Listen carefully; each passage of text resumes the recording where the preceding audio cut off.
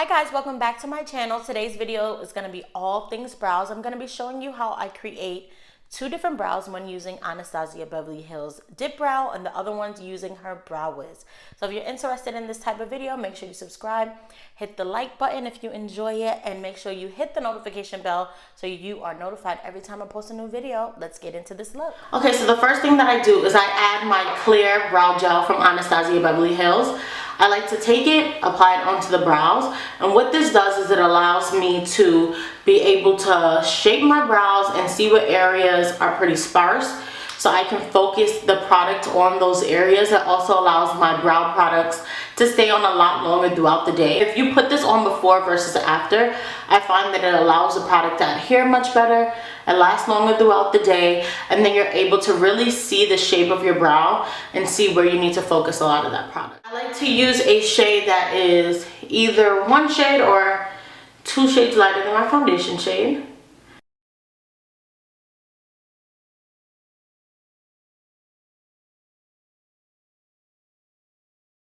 And then I just blend it in.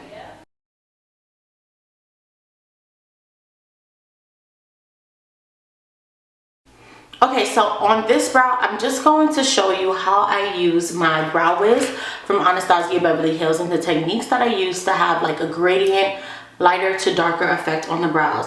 I always like to start by using medium brown or caramel from Anastasia Beverly Hills in the front of the brow, and then right when I hit the arch, I like to go in with a deeper color like ebony or dark brown, just to put a little, like as you can see, this area is a lot more sparse, and I want to put a little bit more definition in this area to create a more defined shape to my eyebrows. So let me show you how I do that.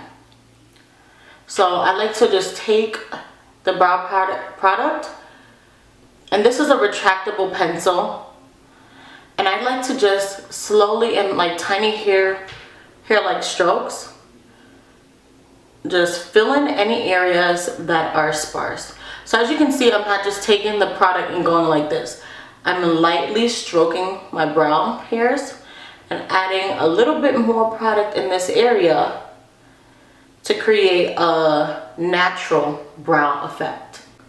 So as you guys can see, I'm stopping adding the product to about here, right? And now I'm gonna go in with Ebony, and I'm going to work on sculpting. I'm gonna work on sculpting my arch.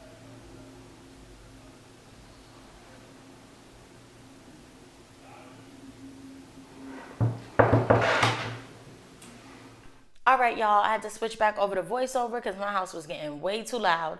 But I like to take some of the Dip Brow product from the jar and place it on the back of my hand. This allows me to not apply too much of the product onto my brows, creating a very rough brow look, for lack of a better word. And I start in the middle of my brow with my arches and bring it down to the tip. If I do happen to apply too much product in this area, it's not going to look as bad because this is where I want to create the most amount of definition anyway. So this is why I like to start in the middle and bring it down to the tip, because it really is a foolproof technique. You really cannot mess it up as much if you start in this area. And then whatever is left on the brush, I bring it onto the front part of my brow to create a more gradient brow effect. And as you guys can see, I am still applying it in like small hair-like strokes onto my brows. I'm also using a light hand. Less is more with this product because you do want to create a more natural look when you're creating this brow look. And if you apply with a heavy hand and heavy product, it is going to make your brows just look a little bit more defined and more intense. Here's the final look. One side Dip Brow, the other side is Brow Wiz. Let me know what you guys think. Hope you guys enjoyed this video and enjoyed the techniques. I will see you guys in my next video. I post 2 videos a week. Make sure you subscribe and so that you're notified every time I post a new video. Follow me on all of my other social media platforms, and I will see you guys in my next video.